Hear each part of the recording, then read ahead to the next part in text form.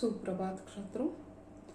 पिछले लेक्चर में हमने चारा घोटाला गौशाला इसके बारे में चर्चा की थी और उसके साथ साथ पंचलाइट जो रेणु जी की कहानी है उसके बारे में भी हमने चर्चा की थी।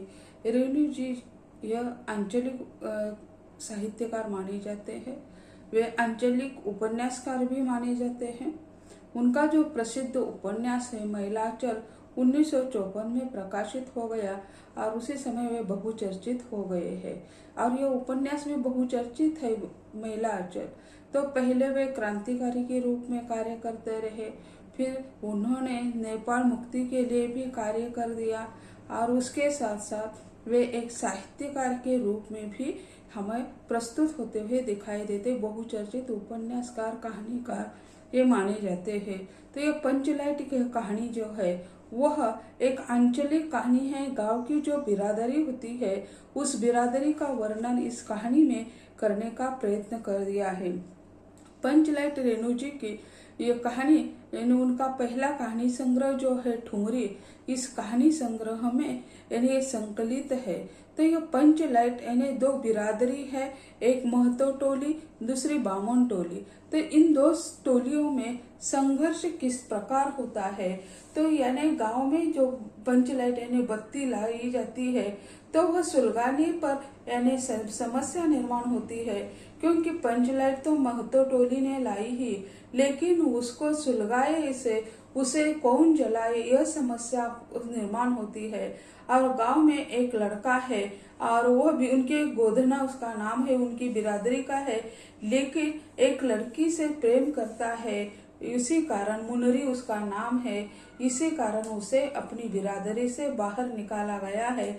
लेकिन अपनी बिरादरी की नाक बचानी चाहिए, इज्जत बचानी चाहिए, इसीलिए बाद में यानी उसे गोधना को बिरादरी में लाया जाता है और वह यानी क्या कर देता है, अपनी जो पंचलाइट है अपनी बिरादरी की वो जला देता है।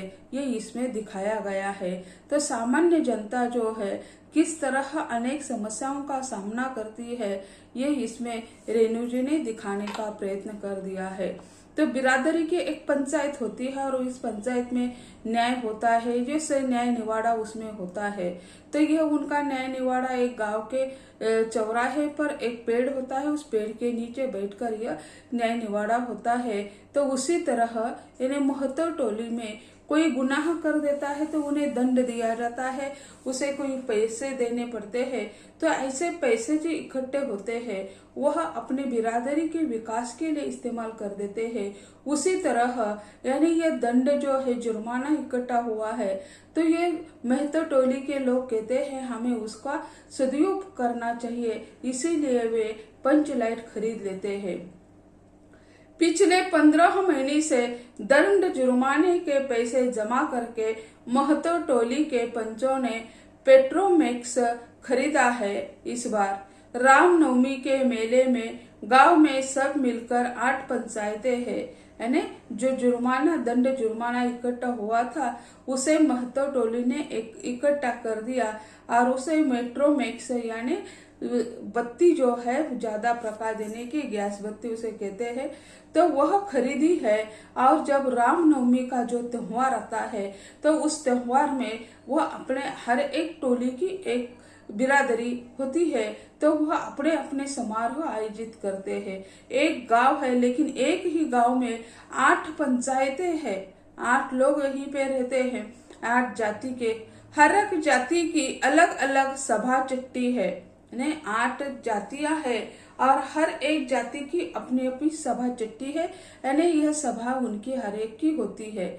सभी पंचायत में दरी, जाजिम, शतरंजी और पेट्रोमैक्स जिसे गांव वाले पंचलाइट कहते हैं।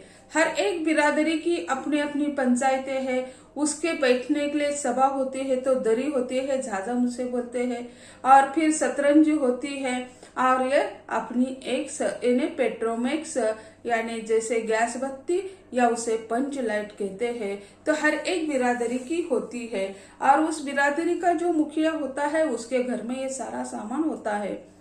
पंचलाइट खरीदने के बाद पंचों ने मेले में ही तय किया कि 10 रुपए जो बच गए हैं इससे पूजा की सामग्री खरीदी ली जाए, बिना नेप टेप के कल कब्जे वाली चीज का पुण्याह नहीं करना चाहिए।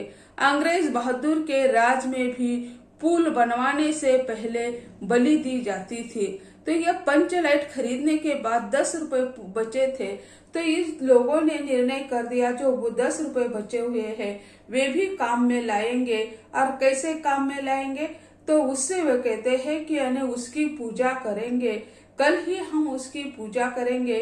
और वे उसका ये पुरावा देते हैं कि अंग्रेज भी नया पुल बनवाने के पहले यानी कि बलि दिया करते थे, उसकी पूजा कर देते थे उस जगह की।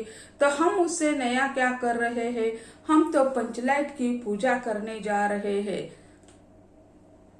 मेले से सभी पंच दिन दहाड़े ही गांव लौटे, यानी जहाँ मेले लगते हैं वहीं पे ये चीजें मिलती है। तो मेले में उन्होंने गांव के पास ही एक मेला लगा था, वहां से उन्होंने ये पंचलाइट खरीदी और दिन दहाड़े यानी दिन में ही गांव आ चुके। सबसे आगे पंचायत का छड़ीदार पंचलाइट का डिब्बा माथे पर लेकर और उसके पीछे सरदार दीवान और पंच वगैरह। गांव के बाहर ही ब्राह्मण टोले के फुटंगी झा ने टोक दिया, कितने में लालटेन खरीदा महतो। ये सारे लोग खुशी खुशी गांव आ रहे हैं और एक के डिब्बे में छड़ीदार जो कहते हैं गांव में होता है, तो उसके सिर पर ये पंचलाइट का डिब्बा है और गांव में प्रवेश करने वाले ही थे। तो एक ब्राह्मण टोली का एक आदमी उसे कहता है कि यानी कितने में लालटेन खरीदा हुआ महतो, यानी कितने रुपए में यह लालटेन खरीदा है। देखते नहीं यह पंचलाइट है। ब्राह्मण टोली के लोग ऐसे ही बात करते हैं। अपने घर की डिबरी को भी बिजली बत्ती कहते हैं और दूसरों के पंचलाइट को लालटेन कहते हैं।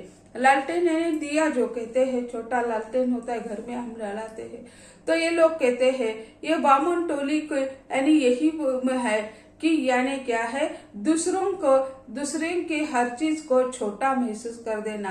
यानी अपनी छोटी सी डिबरी जो है यानी लालटेन जो है उसे वे पंचलाइट कहेंगे और दूसरे की जो लालटेन है पंचलाइट है उसे वे लालटेन कहेंगे। यानी उन्हें दूसरों की खुशी हजम ही नहीं होती, ऐसा मानकर वे आगे चल लेते हैं। छड़ीदार अगनु महतो रह रहकर लोगों को चेतावनी देने लगा। लालटेन टोले भर के लोग जमा हो गए, यानी महतो टोली के जो लोग हैं तो वह यानी पंचलाइट आ गई। इसी कारण सभी देखने के लिए वहीं पे आ गए उनके जाति के लोग। औरत मर्द बूढ़े बच्चे सभी कामकाज छोड़कर दौड़े आए। चल रे चल, अपना पंचलाइट आया है। तो महतो टोली के लोग जो है वे सारे दौड़ कर आते हैं। बूढ़े बुजुर्ग बच्चे सब कुछ आकर कहते हैं अरे अपनी पंचलाइट आई है, चलो देखने के लिए अपनी पंचलाइट आई है।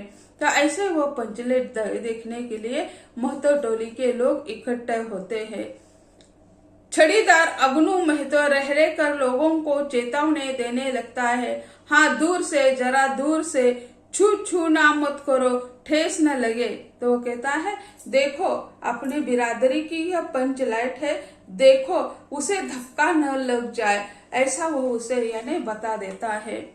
सरदार ने अपनी स्त्री से कहा सांझ को पूजा होगी, जल्दी से नहा धोकर चौका पीढ़ी लगाओ। तो वो कई सरदार के घर पर ये पहुंची है, तो वह अपनी पत्नी से कहता है कि सांझ के समय उसकी पूजा होगी, तुम उसकी तैयारी कर दो, ऐसा वो उन्हें बता देता है। टोली की कीर्तन मंडली के मूल गायन ने अपने भगतिया पक्षों को समझा कर कहा, देखो आज पंचलाइट की रोशनी में कीर्तन होगा। बेताले लोगों से पहले ही कह देता हूँ, आज यदि आखिर घरने में 1.5 बेर हुआ तो दूसरे दिन से एकदम बॉयकॉट।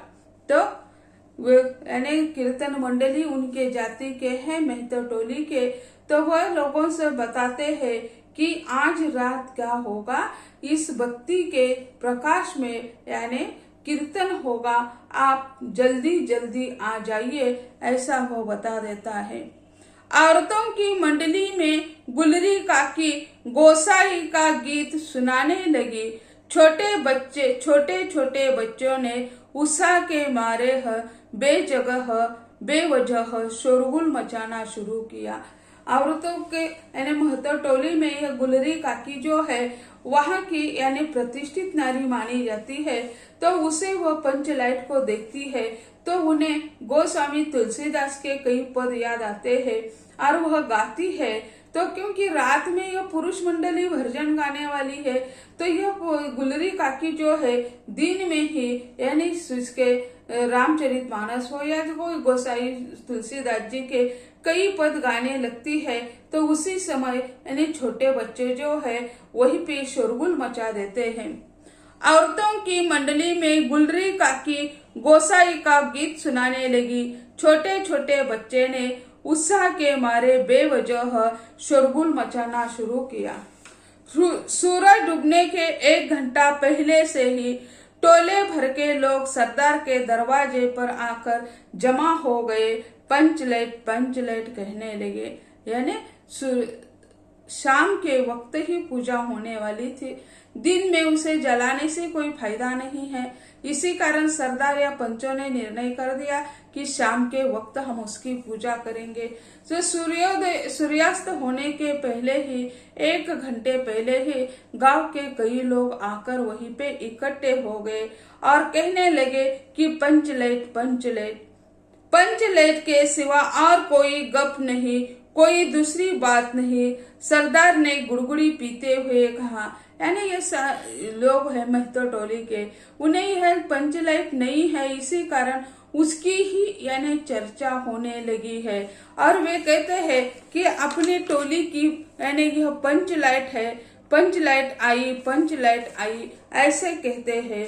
और सरदार जो है गुड़गुड़ा पीते हुए कहता है, दुकानदार ने पहले सुनाया पूरे 5 कौड़ी 5 रुपया। मैंने कहा कि दुकानदार साहब यह मत समझे कि हम लोग एकदम देहाती है, बहुत पंचलाइट देखा है। इसके बाद दुकानदार मेरा मुंह देखने लगा, बोला लगता है आप जाति के सरदार है। ठीक है, जब आप सरदार होकर खुद पंचलाइट खरीदने आए हैं तो जाइए, पूरे 5 कौड़ी में आपको दे रहे हैं। तो वो कैसे उन्होंने पंचलाइट खरीदी इसकी बात बताता है कि हम पंचलाइट खरीदने गए थे और वो दुकानदार जो है हम पर रोब जमा रहा था। तो सरदार कहता है कि हमने बहुत सारे यानी पंचलाइट देखे हैं। तो वो कहता है कि शायद आप किसी टोली के सरदार है, इसी कारण आप उस टोली के प्रमुख है, इसी कारण मैं आपको सिर्फ 5 कौड़ी में दे रहा हूँ, ऊपर के पैसे यानी आपको मैं छोड़ देता हूँ, ऐसा कहता है। दीवान जी ने कहा, अलबशा चेहरा परखने वाला दुकानदार है। पंचलाइट का बक्सा दुकान का नौकर देना नहीं चाहता था। मैंने कहा, देखिए दुकानदार साहब, बिना बक्सा पंचलाइट कैसे ले जाएंगे। दुकानदार ने नौकर को डांटते हुए कहा, क्यों रे, दीवान जी की आंख के आगे धुरकेल करता है, दे बक्सा। तो वह भी यानी दीवान जी है वह भी अपनी शान बताता है। वह कहता है कि हमने तो पंचलाइट खरीदी, लेकिन उस दुकानदार का जो नौकर था वह पंचलाइट को खुले ही देने लगा था। तो मैंने कहा कि दुकानदार को कि अरे ये क्या मजाल है कि आप बक्सा नहीं दे रहे हैं। तो वह कहता है कि दुकानदार कहता है ऐसा नहीं है। वह अपने नौकर को डांटता है और कहता है, तो दीवान जी की आंखों में धूल फेंक रहा है, दे दो, बक्सा दे दो। और फिर वह बक्से में पंचलाइट डाल देता है। लेकिन ऐन मौके पर टोले के लोगों ने अपने सरदार और दीवानों को श्रद्धा भरी निगाहों से देखा। छड़ीदार ने औरतों की मंडली में सुनाया, रास्ते में सन्न बोलता था पंचलाइट। तो ऐसे यानी सरदार भी बताता है कि हमने कैसे पंचलाइट खरीदी, और यह दीवान जी है वो भी कहता है कि कैसे हमने उसे यानी बक्से तक उतने ही पैसे में हमने यह पंचलाइट खरीदी है। और छड़ीदार जो है वो छड़ीदार रास्ते में सिर्फ यानी सन्ना बोलता था पंचलाइट पंचलाइट ऐसे ही। तो ऐसे यहाँ इस कहानी में यानी रेणु जी ने लोगों की जो भावना है उसका चित्रण करने का प्रयत्न कर दिया है। तो छात्रों, आज हम यही कहते हैं, अगले लेक्चर में अगला हिस्सा देख लेंगे। धन्यवाद।